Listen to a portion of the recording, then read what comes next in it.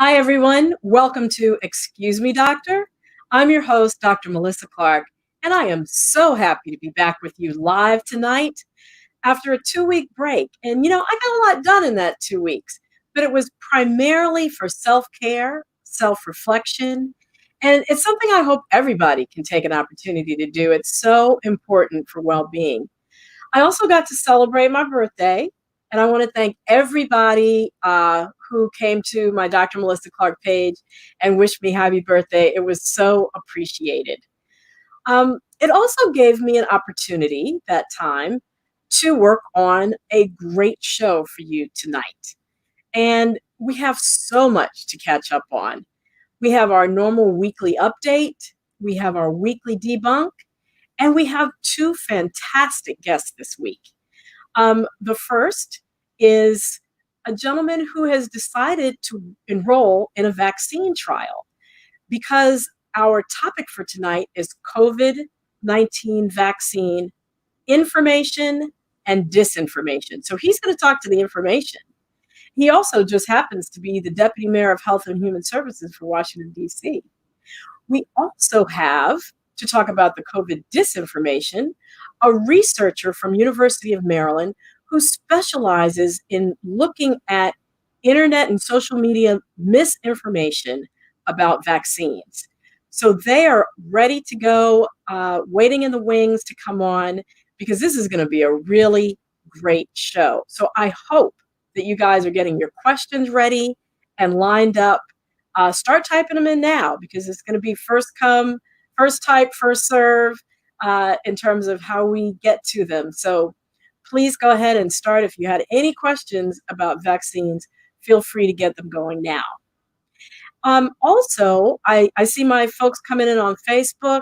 Thanks so much. For those of you who don't follow me, please remember to hit follow. I see folks on YouTube. For those coming in on YouTube, please remember to hit subscribe, that little red button. I really appreciate the support.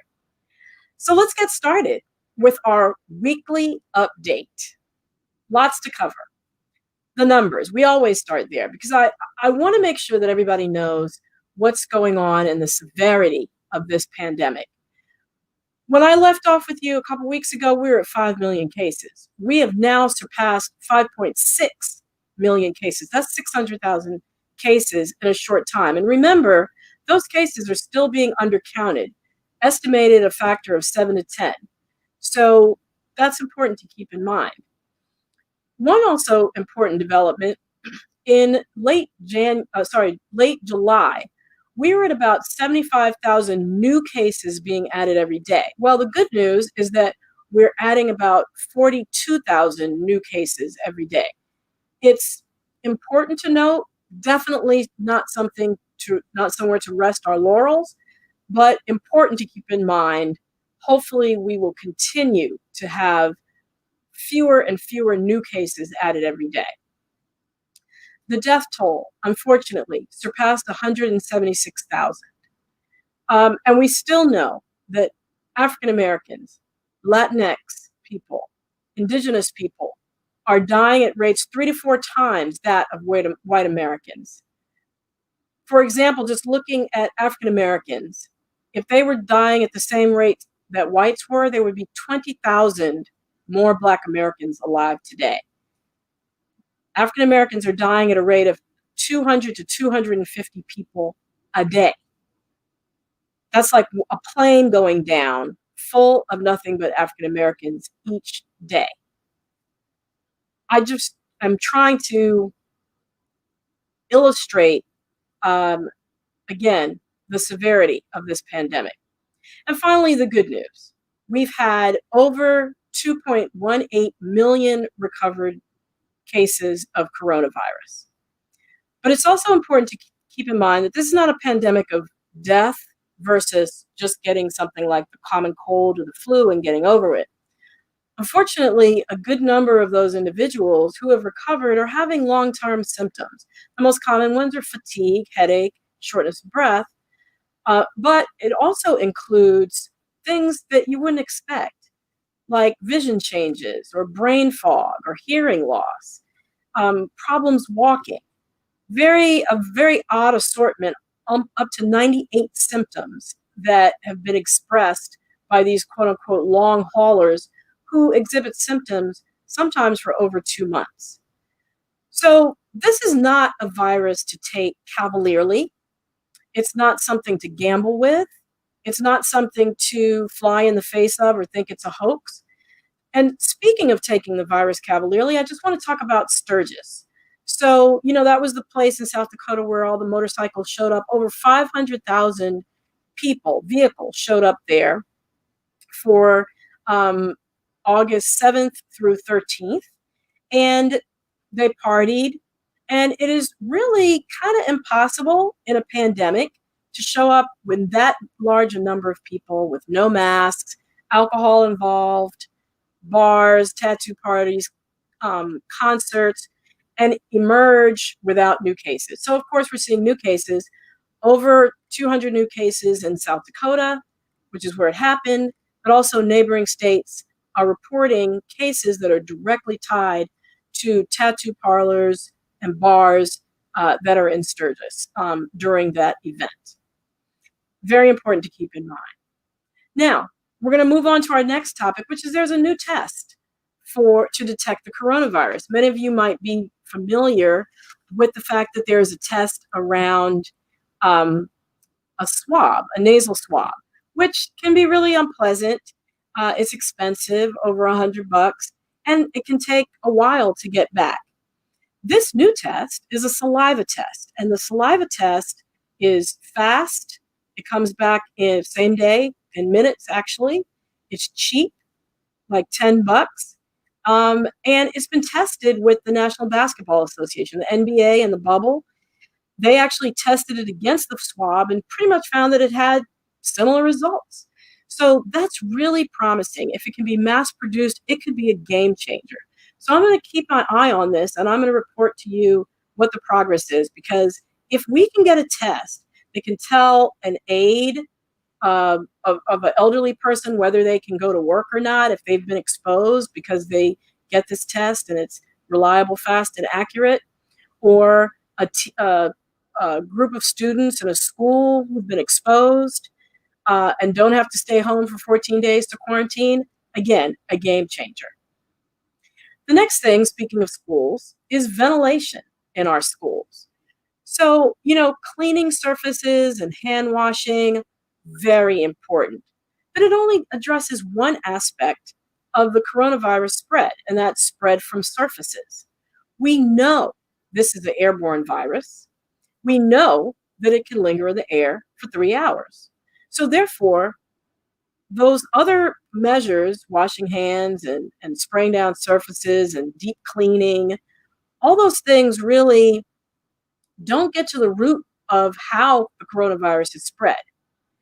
When you go to the CDC for guidance, their guidance is a little scant. I mean, they talk about opening windows, but then they say, close the windows if it's going to make it worse for people with asthma or if there are people who could fall out the windows.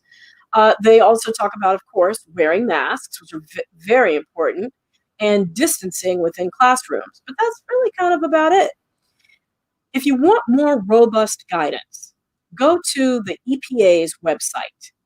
And you can also, when you go there, you will see that they talk about HEPA filters. They talk about, as well, they talk about portable air purifiers. And they talk about, if you're in a commercial building like a school, to go to a website, they have a link there to an organization called ASHRAE. Now, ASHRAE stands for the group of heating, ventilation, and air conditioning engineering professionals. And they have worked to put together very specific guidance around ventilation in buildings. They talk about the kind of HEPA filters that you actually need. And I would advise anybody who's concerned about their children going back to school or going back to work in an office building to check out that website. Ask your building managers, ask the facility managers, ask the school board, ask the principal, are they adhering to those guidelines? Because they're very well thought out, very specific, and very well put together. If you want to find out those links, just go to my Facebook page. I listed them there today. And you can just click on them and go to the EPA as well as the ASHRAE website. And then the last thing I want to wrap up with is plasma the miracle cure that Donald Trump wants us to believe it is? So he made a big hoopla about declaring plasma from people who have recovered from COVID-19, declaring that he is making it available for emergency use. And it was premature from the FDA's standpoint, although they went ahead and did it, because the science is not in. The verdict is not in. A lot of people have received this convalescent plasma, that's what it's called, but unfortunately the studies have not been rigorous enough to make a determination that is effective. And you don't want to give anything unless it is effective, because there's risks to giving people anything, any drug, even if it's food, which is why it's the Food and Drug Administration. They are supposed to be our watchdog. And so it's somewhat concerning that they did capitulate to what Trump asked them to do, to declare this on the eve of the Republican National Convention, by the way, to declare this emergency use authorization and make it seem like this is a cure-all, just like hydroxychloroquine was touted as a cure-all. And when you're premature out the gate, a lot of times you end up having to backpedal. So I'm part of a group called the Black Coalition Against COVID-19. It contains other public health officials, epidemiologists, doctors, and scientists, as well as folks from labor unions, teachers, etc. And we're going to look at this very closely. We're going to keep our eye on it, because the credibility of the FDA is very important, especially when it comes to talking about what we're going to talk about tonight, which is vaccines. They're going to be the ones who approve it. So we need to be very vigilant. We're going to be very vigilant, and I'm going to keep you updated about this as the convalescent plasma story develops, as well as anything having to do with any other potential treatments, as well as vaccines. So that's our weekly update. We're going to move to our weekly debunk. So today's debunk is, I heard that vaccines have microchips and are made with 5G. And insert whatever Facebook post or Instagram post you might have also seen about the vaccine being linked to population control or Bill Gates or something meant to harm you.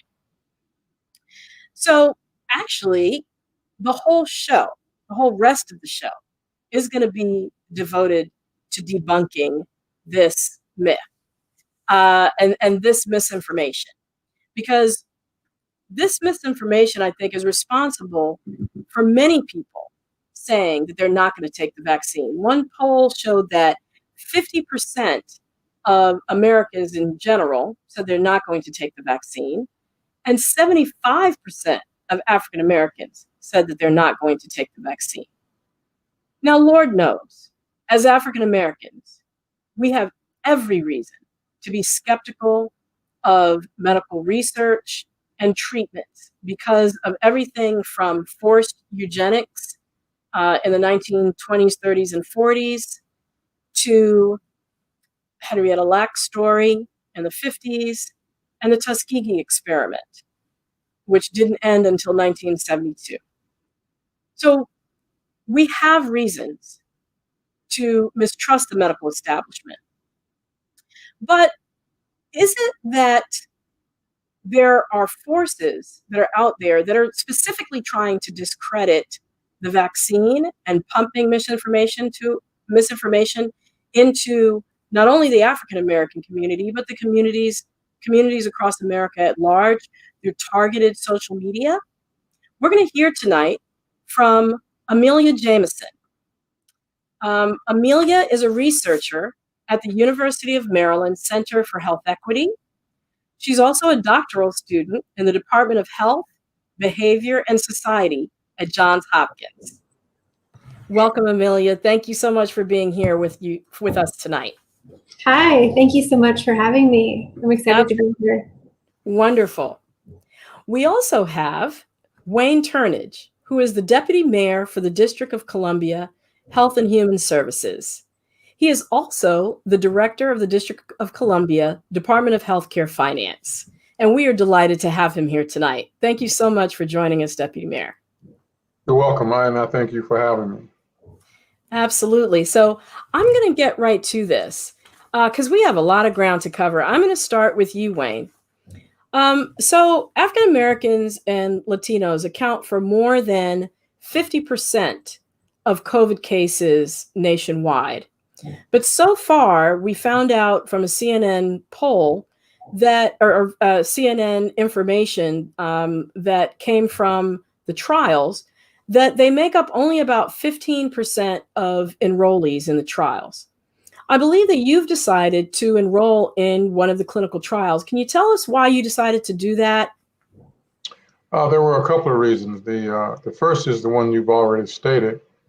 I was well aware of the statistics that indicate this virus is having a disproportionate impact in both its infection rate and its death rate on minority communities. I was equally aware that minority communities are underrepresented in the trials, and particularly minorities that have underlying conditions. The third reason was really a sense of, I would almost call it a sense of duty that was developed by sitting on my couch and watching news show after news show of the tremendously brave physicians, nurses, other medical staff, even the support staff in the hospital battle this virus, particularly in its early stages when it was ravaging New York City. And I just decided that I needed to do something that I contributed more to this situation than just my opinion. So I did my own research and decided that, especially given the fact that I am a minority and I have underlying health conditions that put me at a very high risk for a potentially fatal outcome if I get infected, that I thought it was important for me to do this. Great. Thank you so much for deciding to do this.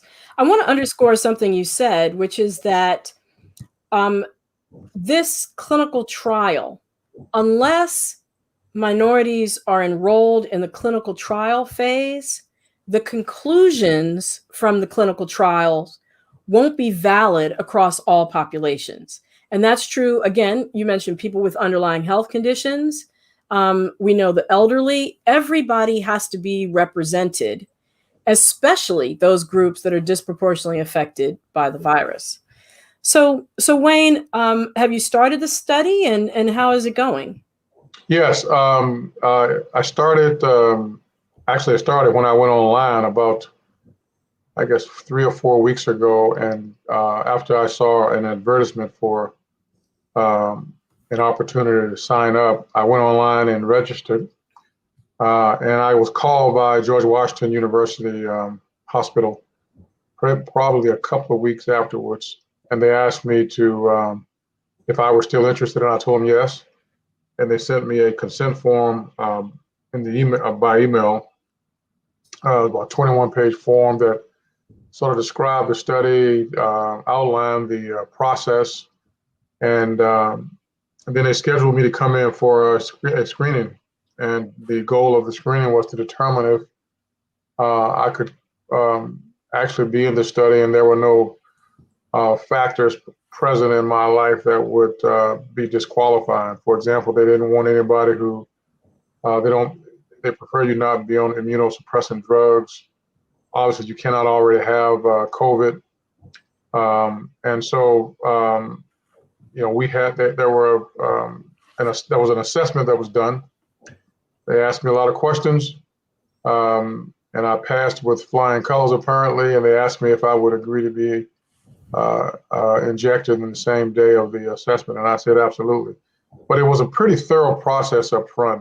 They went through explaining how the research trial was set up, what my responsibilities would be as a participant. They indicated it was a double-blind randomized experiment. So the only individual that would know whether I got the placebo or the vaccine would be the pharmacist who filled the order, but nobody else in the hospital would have any indication as to whether or not I was actually receiving the real thing or a placebo. So we walked through all that, and they explained how the technology for this vaccine was quite different than what we know to be historically true about how vaccines are developed. And I found that to be somewhat comforting. And then we started the process. They drew about 6 vials of blood. The infection specialist came in and injected me. The needle was so small I didn't even feel it. And they showed me how to use the app. And this app basically queries you every day for symptoms. If you have symptoms or any problems, you are to indicate such in this app. And it's very, very easy. The whole process was incredibly smooth. I felt very informed. I felt very relaxed, and it went a lot better than I thought. I figured it would be a bit more cumbersome, that I would have to come back and get the injection after they did the assessment. So that was done on Wednesday of last week, and Pretty recent. yes, and they called me. It was Wednesday it was 2 weeks ago. I think it was on the 12th.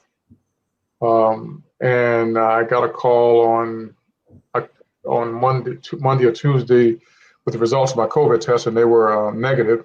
So I was in the study, and now I'll receive 4 phone calls. I think it's 3 or 4 between now and the next visit. Next visit, they give you it's just 28 days from the date of your first injection, and then you get the second injection on your next visit. Okay. Study has a 2-year time period. Right. So that's a while, that 2-year time period. I just wanted to go back to one thing you said, that you either get the vaccine, the actual vaccine, or placebo. And placebo is like, just for people who might not know, is like sugar water. So it's basically harmless. It's an inactive, whatever it is, it's inactive. It doesn't cause any changes in your body, specifically so they know how to compare the vaccine to something that is inactive.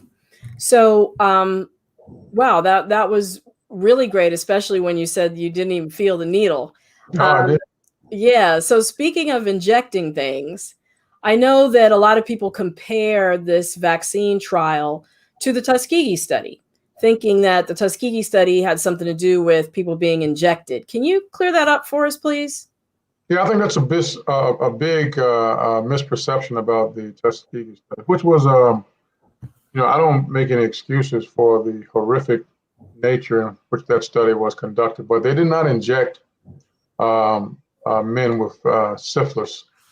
Basically, they did an environmental scan of the community and found, I think it was 600 men for the study, and these men were already infected with syphilis, and the unethical treatment of those men came with the decision by the researchers who were working for the Tuskegee Institute to not inform the men that they were infected with syphilis. And they just followed them for, I think, 35 years. Wow. To sort of see what the ravages of syphilis would be. And even when they found a treatment for syphilis, they failed to tell, they refused to tell the men who were infected. And it cost some of them their lives. It certainly resulted in some of these men infecting their spouses. And it was just a terrible thing to do.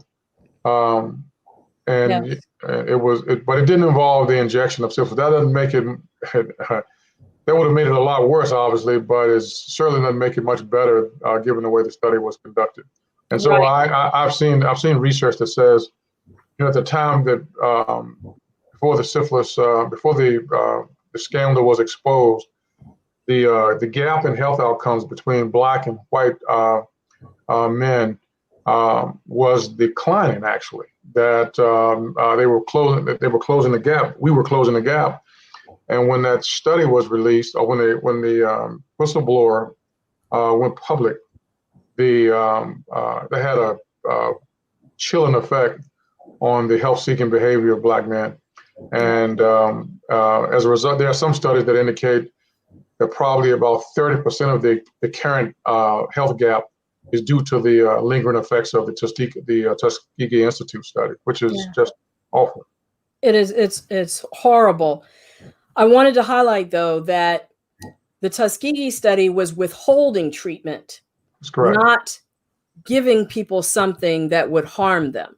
That's correct. It was the withholding of the treatment. So an analogous thing would be if the vaccine was withheld from people knowing that it would help them. That's so exactly. So thanks so much, Wayne. I want to move to Amelia. And, I found Amelia's research online and reached out to her, and she's just been a wealth of information. I've read her papers, I've talked with her, and I thought I was very fascinated by the work that she's doing, especially in line with the reasons that I'm hearing that people are saying that they're skeptical about taking the vaccine. So, Amelia, can you describe your work at University of Maryland Center for Health Equity and explain how it relates to vaccines and misinformation? Okay, sure. So I've been at the University of Maryland for 8 years, and in that time I've worked on 2 different NIH studies, both under Dr. Sandra Krause-Quinn, who's the PI on the project, so she's really the expert, but I've been her assistant on this time. But I want to explain that we did 2 projects. The first was studying racial disparities in adult influenza vaccine. So we really were asking people in the community why they choose to get a flu shot or why they choose not to get a flu shot. And then we followed this study with another study where we focused on online narratives of vaccine information and how the information that was spreading online was possibly influencing vaccine attitudes and behaviors. And I think it's the social media research that really has captured the attention of a lot of researchers and media and public health officials around the country. And I think it's certainly the research that helped you find me. So that's the research that I think we should talk about today, probably. Yes, absolutely. So can you elaborate on what role do Russian bots, trolls, and unidentified accounts play in vaccine misinformation being spread? Yeah, certainly. So 2 years ago now, our research team was one of the first to really explore how these people or actors that we call malicious actors were really leveraging social media to spread information about vaccines. And so in one of our studies, we were able to analyze the same data set of Russian trolls that had been active during the 2016 presidential election, including the IRA trolls based out of Russia. And we found that in addition to trying to inflame partisan politics, they were trying to play both sides of the vaccine debate. So you saw Russian trolls trying to tweet both pro-vaccine and anti-vaccine messages using a similar hashtag, which was #VaccinateUS. And so from there, we realized that there was this complex online ecosystem where there were legitimate users, but there were also Russian trolls, other types of trolls, bots of various forms like spam bots, but also some of these more sophisticated bots that are less obvious to users. Can you stop for a second? Tell us what a bot is. Tell us what a bot is. Not everybody might know what that is. Yeah, so I had to learn too, because I'm not a computer scientist and I work with some computer scientists and they're patient enough to explain. But bots are really just an automated account. So instead of being a person typing something onto Twitter, a bot will automatically generate content or retweet content. Bots can also be used to create a botnet, which can overwhelm a network when you get a lot of bots working together. But some bots are really obvious and you've probably encountered them, like they're tweeting spam about a product that they want you to buy or a link to something that they want you to click. And those bots, I think most people would be confident in recognizing. But there's this new form of bot that we call sometimes a sophisticated bot or a social bot. Sometimes we call them content polluters. There's different types. But these bots try to masquerade as a legitimate user. So they try to present as a human online, and it's much harder for most users to recognize them. So in our study, we found that these types of bots were actually more likely than the average user to be tweeting about vaccines. And in most instances, they were tweeting information about vaccines that was misleading or opposed to vaccines. Okay. Can you give us some examples of some of the misleading information that you found? Yeah. So I think studying the anti-vaccine movement, as I have for the past 5 years, I think the broadest categories that we find are people talking about vaccines as harmful or causing serious side effects. And then the second category is vaccine conspiracy theories, which are some of the things you alluded to at the top of the hour. Things like 5G wireless or Bill Gates eugenicist, etc. So those are the two categories that we try and monitor.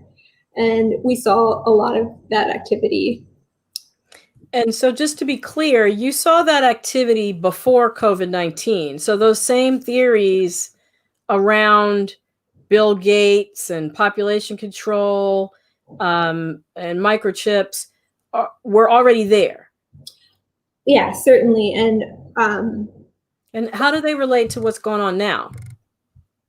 So I've been doing this research for 5 years, and I've seen these same conspiracy theories surface and resurface with slightly different details each time. But I know that there's papers going back to 2010 that can document some of the same. Wow. But when we see things happening now related to COVID-19, we see that what's happening is that it's called an infodemic. The WHO is calling it that. So it just means that there's this deluge of information. And that means false information and true information, and then scientific uncertainty complicates all of that. But what we find is that the conspiracy theories are just a part of this larger flood of information, and that as soon as information around COVID-19 started to surface online on Twitter earlier this year, some of those same actors that we've recognized in the anti-vaccine movement got to work and were quickly churning out the same variations on their old themes almost immediately before the public health authorities even had a handle on what was happening. Wow. So I want to go back to Wayne for a moment. Have you had any side effects from the vaccine I should say the injection that you got, because we don't know if it's placebo or the actual vaccine. And have you found a microchip in your body? No, I have not found a microchip, and fortunately, I have not had any side effects. I expected maybe some redness or hardness around the injection site, but that typically happens when I get flu shots. And certainly when I got the shot for shingles, pretty wicked side effects as I recall. Mm. But I have not had any adverse side effects. They teach you how to check for swollen lymph nodes under your arm. The app queries you on whether or not you're having muscle aches, joint aches, fatigue, swollen lymph nodes, whether or not you're taking medication for any issues that have developed since the injection. And so every time I fill out the questions, my answers to all of those individual questions has been no, I've been fine. So no side effects as of yet. That's great to hear.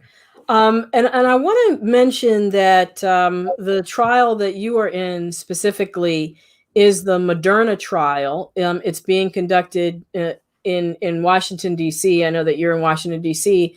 at George Washington University, but there are other trials going on across the country. I know the Novavax vaccine will be done at Howard University, a historically Black college and university.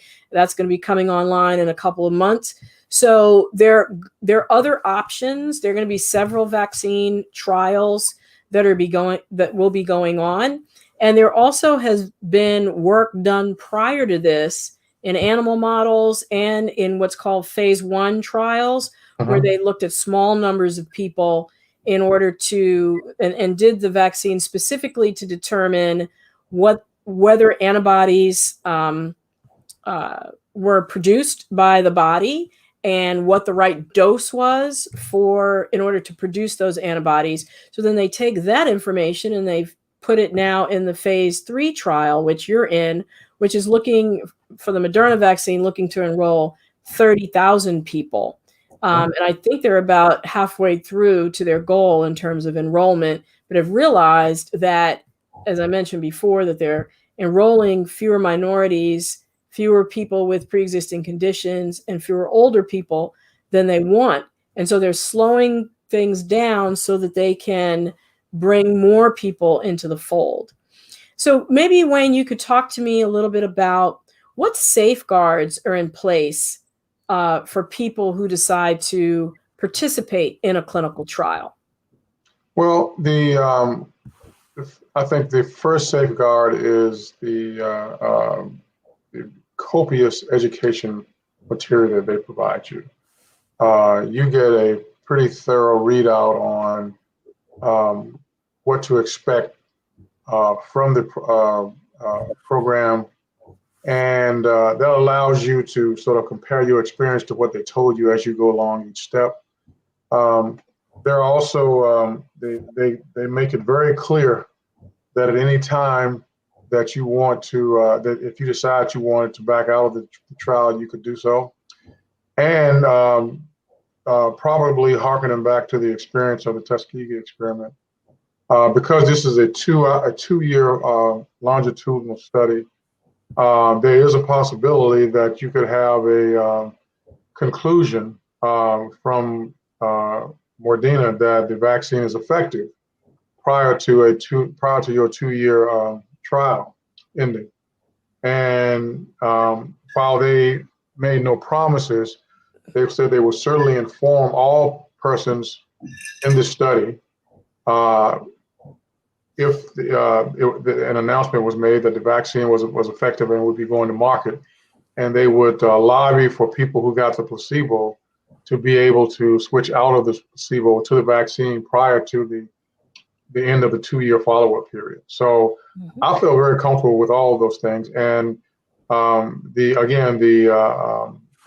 fact that none of the staff knew about the nature of my injection, whether it was a placebo or the real thing. And on one hand, I was comforted by it, but I was a little, one of my views has been on this thing is if I'm going to go through this study, I hope I get the real thing. But nobody can tell me. I don't even know who the pharmacist is, so I can't ask him or her. So that is a control in and of itself, but it's a frustrating control for me. But from what I understand, though, if it turns out that the vaccine is effective and you got the placebo, you will be first in line to get the effective vaccine.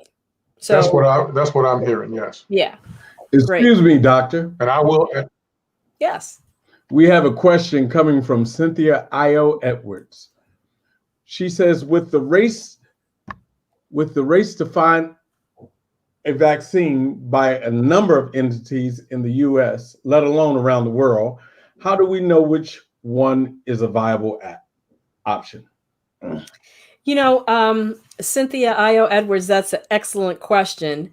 So I want to distinguish between Operation Warp Speed, which has been developed by the White House, and the development of the vaccine. Operation Warp Speed is a scary name because it sounds like speed is being prioritized above anything else, specifically quality. And I think we just have to be very careful to not associate that warp speed with the rigorous process that the NIH and the scientists and the medical institutions and companies that are trying to develop the vaccine are going through. And you've heard Wayne describe some of the safeguards. Another big safeguard is every institution has something called an institutional review board. It's made up of community members. It's made up of doctors, nurses, ethicists who read over the protocol, read over all the paperwork that Wayne got, make sure that it is patient-centered, understandable to the layperson, and it explains everything. They have something called a data safety monitoring board that ensures that as the data is coming out of the trial, it doesn't show that harm is happening, in which case the trial would have to be shut down. It shows things like, for example, if there's runaway success early on, that people who got the placebo will then have the opportunity to get the vaccine. So the bottom line is we're going to have to watch the results of each of these trials. As I mentioned before, I'm part of a group that's pledged to do that.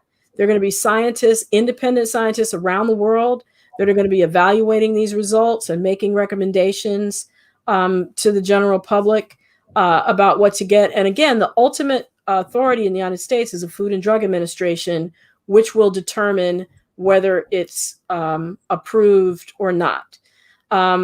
It's another reason to vote. If you feel strongly that you think another administration other than this will not put pressure on the Food and Drug Administration, it's something maybe to consider as you cast your ballot. But as far as deciding which vaccine to take, we're a little ways away from that when the data actually comes in and the FDA makes the ultimate determination as to which ones, based on the data, seem most successful. Excuse me, doctor. We have another question coming from YouTube. Bria Good. Although people often say they won't take the vaccine, can't government and institutions make it mandatory for citizens to take it just like other vaccines, based on Jacobson versus Massachusetts? Excellent question, Bria Good. And actually, I'm going to see if Deputy Mayor Turnage wants to take a stab at that. I'm not familiar with Jacobson versus Massachusetts, but I don't think that the government has the authority in this case to make people take this vaccine. And I'm not sure under what circumstance they would have such authority. I know if you are regarded as having a highly communicable disease, the government can certainly quarantine you if you have tuberculosis or something, but I'm not sure they can mandate that you take an injection. But I wouldn't take my belief to the bank. We should probably talk to somebody who's a bit more informed about that. Thank you. We see that the flu vaccine is not mandated except it's not on a national level. Certainly being in healthcare, because I'm going to be around patients, I'm mandated by my employer, or a school district can mandate a vaccine. But I personally doubt that we will be forced as a society, I think, to take the vaccine. We've already seen how controversial masks are. I can't imagine the outcry that would happen if we were forced, quote unquote, to mandate it to take a vaccine. Excuse me, doctor. We have another question. This one comes from Joel Tate on the West Coast. I read that Bill Gates and Dr. Fauci were very close in trying to develop a vaccine. I'm unsure about their working relationship. Amelia, would you like to maybe speak to that and some of the information that you've seen or disinformation that you've seen on the internet around that storyline? Yeah, certainly. Although I can't speak for the actual working relationship between Bill Gates and Dr. Tony Fauci, sorry. I can say that I have watched misinformation and disinformation around Bill Gates in particular and the Gates Foundation circulate for years.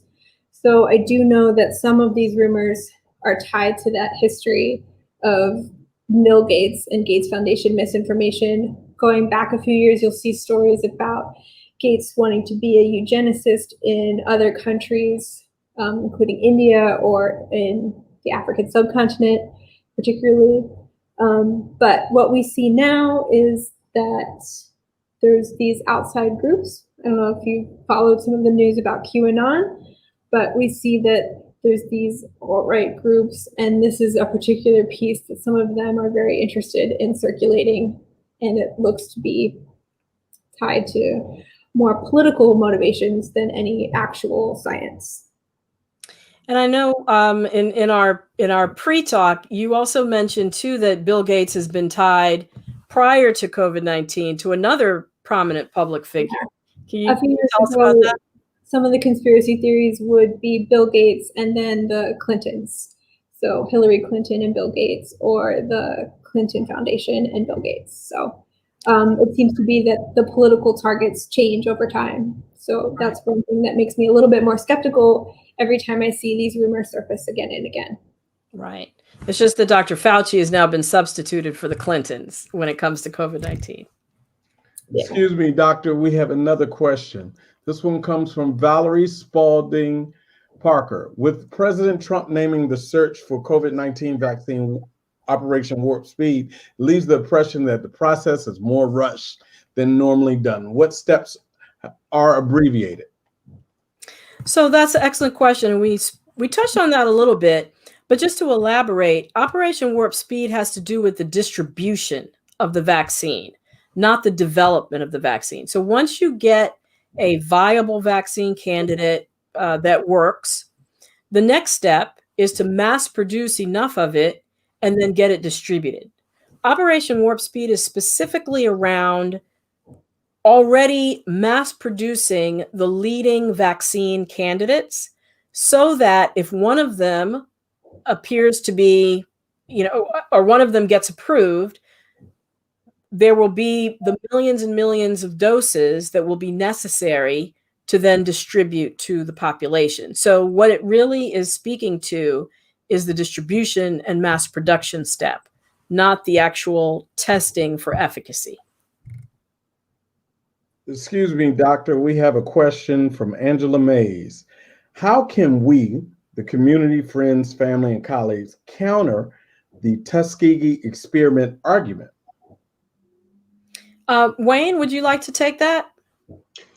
Sure. I was asked that question by several people who have basically questioned my sanity for being involved in this study. And I think that the only way you counter that narrative is to offer yourself up as an example. It wouldn't do me a whole lot of, it wouldn't, there's little profit in me running around telling people everything is safe, you're okay, and then somebody asks me, well, have you participated? And if I say no, the legitimate question would be, why are you peddling something that you refuse to participate in? I think, and not just me, there are other minorities who have agreed to participate in these studies. I think they should be held up as an example of why we shouldn't be encumbered by the horrific legacy of the Tuskegee Institute experiment, but rather should be cited as examples of how things have changed with respect to how research is done, how review boards are put in place to make sure those things don't happen again, how there's so many people of goodwill who are involved in the chain of research on any trial that the likelihood of someone being able to pull off something on the scale of the Tuskegee Institute, the likelihood of that occurring is just almost near as zero as you could possibly have it. So I just think you counter any misperceptions about the way things are being done versus the way people think things are being done by just complete transparency and finding people who are willing to be examples for, in this case, examples for the vaccine. And I thank you so much for that answer. And I just want to underscore one of the points we made earlier, that the Tuskegee experiment was withholding treatment from men who had syphilis and watching them suffer over a 35-year period of time. what we're talking about now, so when people draw that false equivalency between the COVID-19 vaccine and say, oh, Tuskegee was injecting people with syphilis, Wayne actually already answered that earlier, and that's one thing that people can use to say and counter that narrative. The other thing, in addition to institutional review boards, which I talked about earlier, there's also something called a community advisory board. Every study has a community advisory board. They're people drawn from the community, again, some experts, some not, whose specific function is to oversee the research that's being done and making sure that it's in the best interest of the community and find ways to outreach and engage the community in what's going on with the research. So there's several layers of protections that are put into place to make sure that research is being done ethically and has the participant's best interest in mind. So I want to go back to Amelia for a moment. Can you sort of tell us what your future directions are for your research, especially as it pertains to the COVID-19 vaccine? Yeah, I think we're already researching some of the media that's coming out right now, and we started collecting data almost as soon as we heard about COVID-19. So one of our big focuses is to try and understand the difference between misinformation that is being shared perhaps accidentally as facts change, because a lot of facts keep changing over the course of this virus, versus disinformation, which is the type of misinformation we've seen coming from malicious actors like the bots and the trolls. But what we're recognizing is that a lot of the things that we're seeing are actually coming probably from real people. So I think that means moving forward, misinformation really needs to be able to focus on the things that people are sharing and not just on some of the more obvious actors that we're targeting. Like, we can't blame the Russian trolls for COVID misinformation because we're doing it ourselves as well. Right. Absolutely. And one other question for Wayne. You know, a lot of studies actually, or research studies, reimburse participants, for their time, for any expenses incurred in traveling to the study. So can you talk to us? Does this study do that? Yes, and that was very surprising to me. I had not anticipated that there was a reimbursement. One of the things they do up front to try to minimize the cost to any individual participant is to make sure that you are assigned to a study site that is in your area. So you won't be having to travel across state lines to go to a hospital to participate in the vaccine trial. But they do. There is they have set up a process where each participant will get about $1,000, and they spread it over the course of the study to handle any expenses that you might encounter. So I was pleasantly surprised by it, but at the end of the day, we need to do these things for the public good. So were there no chance of being reimbursed, I think it is incumbent upon us to still be as aggressive and active as participating in these trials as possible. My biggest fear with all of this is that because of the national climate, particularly in an election year, and because we have a very irresponsible leader in the White House who does things that call into question the legitimacy of critical processes, we may well end up with several vaccines that work and very few people choosing to be vaccinated. And I know, I presume from the question that I was asked earlier about Jamison versus Massachusetts, I presume that is case law that authorizes a mandatory vaccination. But even in the face of such case law, there is no way that this government would be able to successfully implement such if the people did not want it, and it would just be chaos. So it's important to participate in these trials, and then once these trials are done, if these vaccines are work and you don't have any kind of medical condition that makes you incompatible for vaccination, we need as many people as possible to be vaccinated. The herd immunity rate, as I understand it, for this particular virus is about 70%. That means 70% of the people in this country, to prevent a continued or perpetual transmission of the virus, 70% of the people in this country have to establish immunity either by getting the disease or more preferably by being vaccinated against the disease. Absolutely. And I just saw Dr. Renee Hickson on the screen flash up that we do need more Black people to participate in research. So I want to have that as a question for you, Deputy Mayor. You're the Deputy Mayor of Health and Human Services in DC. What do you think that, I was appalled actually to hear that nationwide, less than 15% minority participation in the trial. What do you think, and that's for Latinos who are around 10% and African Americans who are around 4%. Yes. So what do you think could be done just in DC in terms of getting the word out, other than the wonderful example that you personally have done? What do you think could be done to get the word out that there's $1,000 reimbursement, in recognition of people's time and risk and time in, and also just the importance of more people being involved in the study? How could that be successfully done in DC, do you think? I think we need a massive public education campaign that relies upon people, African Americans and members of the Latinx population who are in the community, who are recognized and trusted as reliable sources, aggressively going out and lobbying for more participation in these studies, and certainly pushing the need for compliance with a vaccination program should we find that this is successful. Without that, it's not going to work.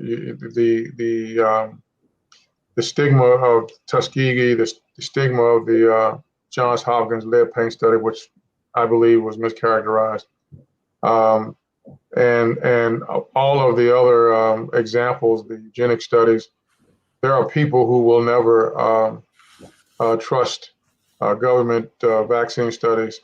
And so, unfortunately, sometimes they have a louder voice than people who are either neutral or who support the research. And I think we have to flip that.